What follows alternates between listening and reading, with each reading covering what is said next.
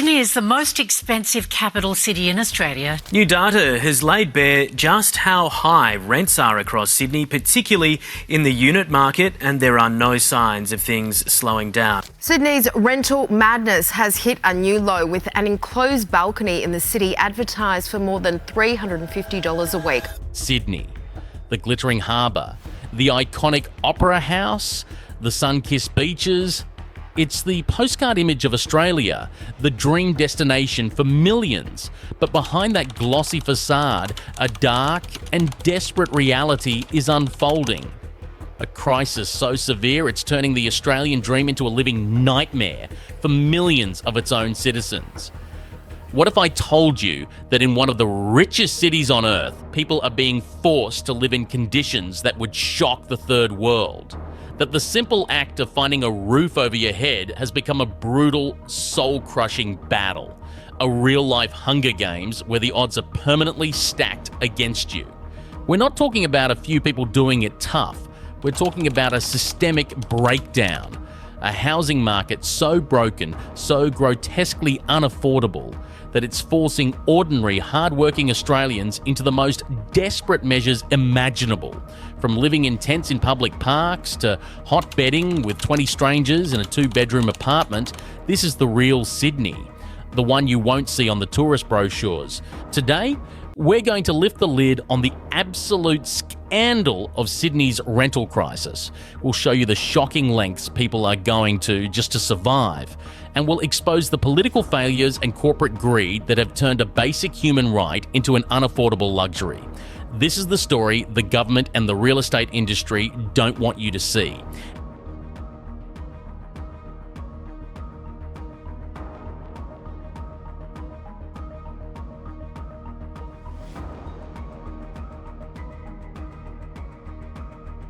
And if you want to help us in this fight, if you believe that every Australian deserves a fair go, then I urge you to join our Patreon. It's the only way we can keep bringing you these uncensored, unfiltered, raw truths. We are the Resistance, a small team of Aussies exposing the corruption and lies the mainstream media is too scared to touch. Your support makes it all possible. The link is in the description. So what does this crisis actually look like on the ground? It looks like a war zone.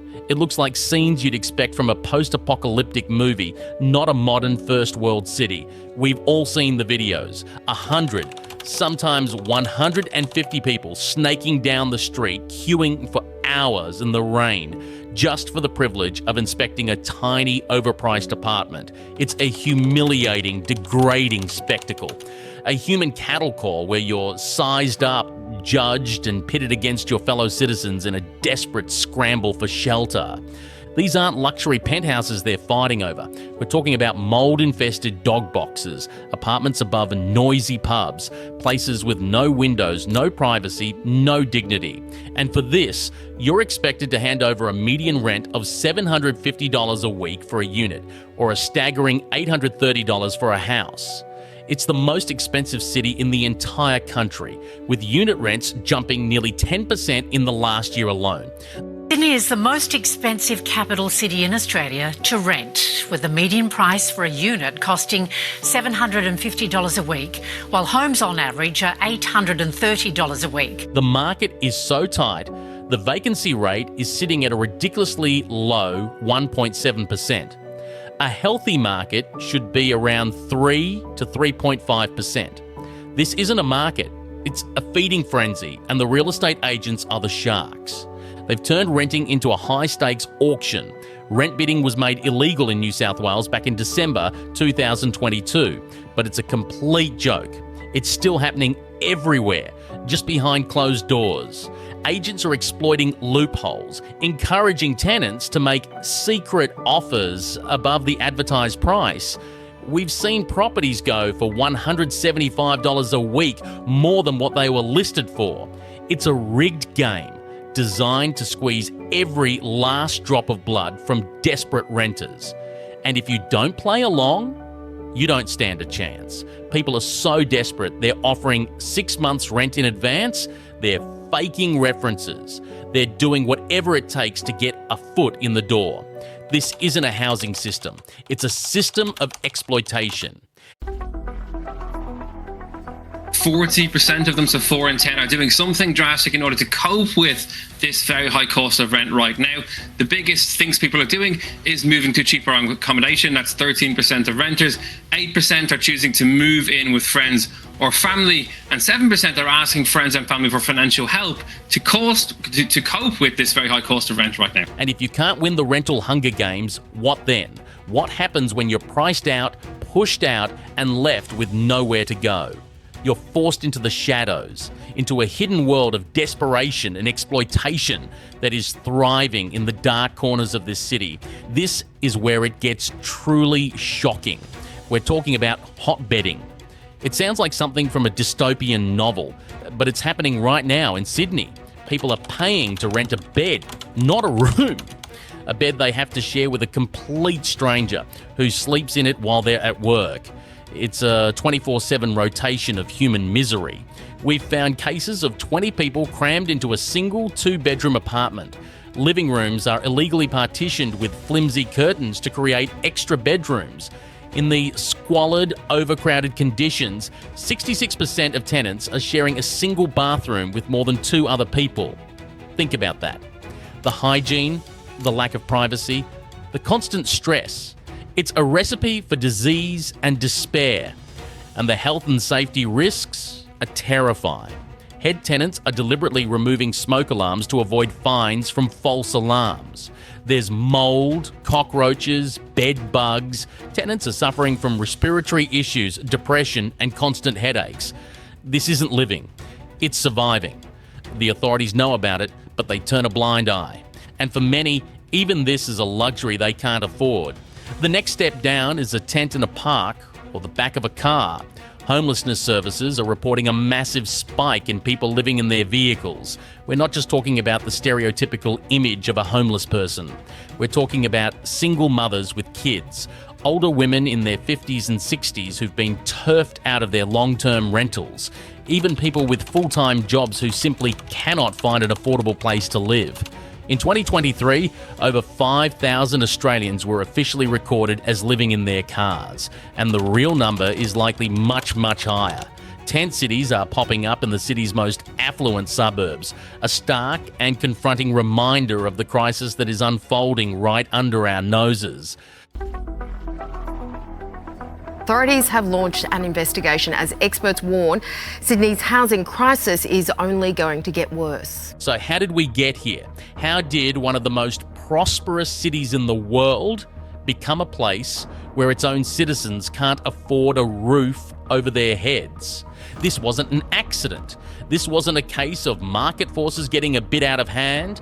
This was a deliberate policy failure, a generation of political cowardice and corporate greed that has led us directly to this point. For decades, successive governments have turned housing into a commodity, a speculative asset class for investors instead of a fundamental human right. They've fueled the fire with massive immigration, pumping hundreds of thousands of new people into a city already bursting at the seams, without any real plan for housing them.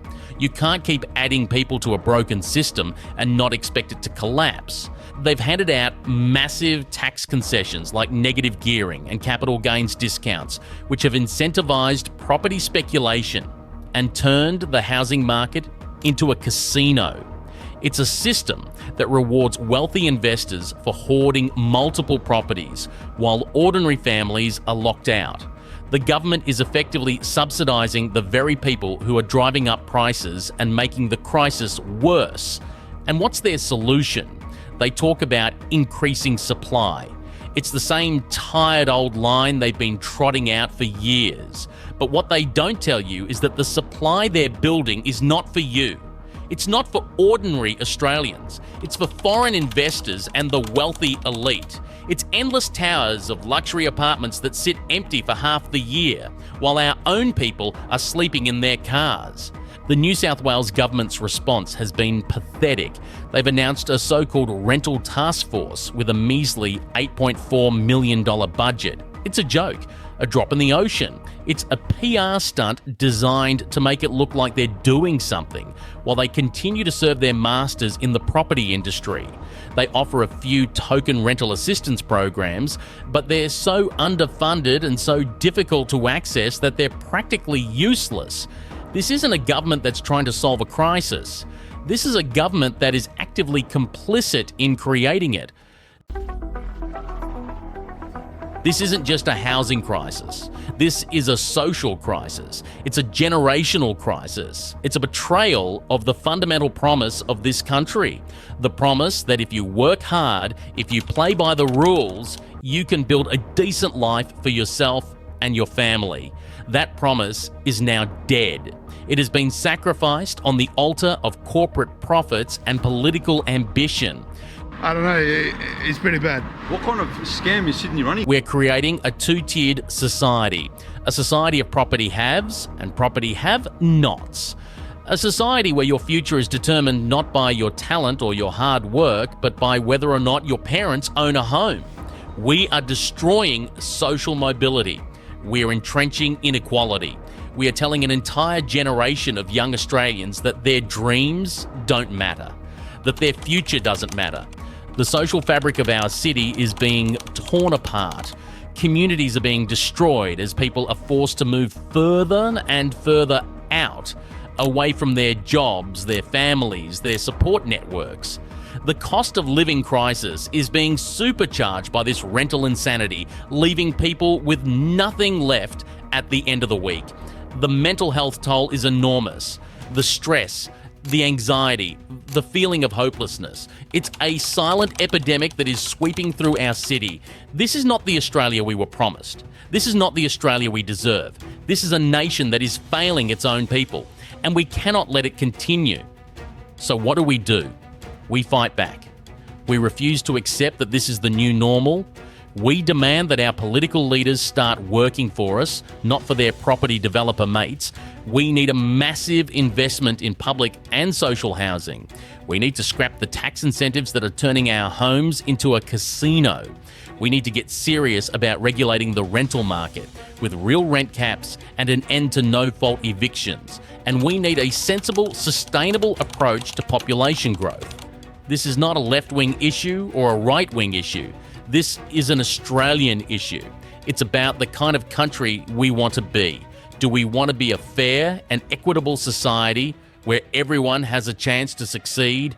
Or do we want to be a nation of landlords and serfs where the rich get richer and everyone else is left to fight for the scraps? The choice is ours. And the time to act is now. Share this video. Talk to your friends, your family, your colleagues. Make your voice heard. And if you want to be part of the solution, if you want to support independent media that is not afraid to tell the truth, then please join our Patreon. We can't do this without you. Together, we can expose the corruption, we can fight for a fairer system, and we can take back our future. To see the latest Australian crisis, click this video here.